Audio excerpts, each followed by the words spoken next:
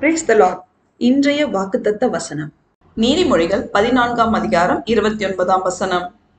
நீடிய சாந்தம் உள்ளவன் மகா புத்திமான், முற்கோபியோ புத்தியினத்தை விளங்க பண்ணுகிறான்.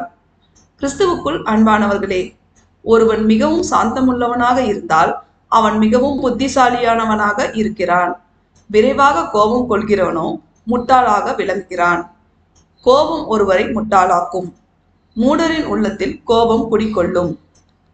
நாம் அனைவரும் எல்லா சூழ்நிலையிலும் சேனைகளின் கர்த்தராகிய இயேசு கிறிஸ்துவுக்குள் பொறுமையாயிருந்து நம் ஆத்மாக்களை காத்து கொள்ள வேண்டும்.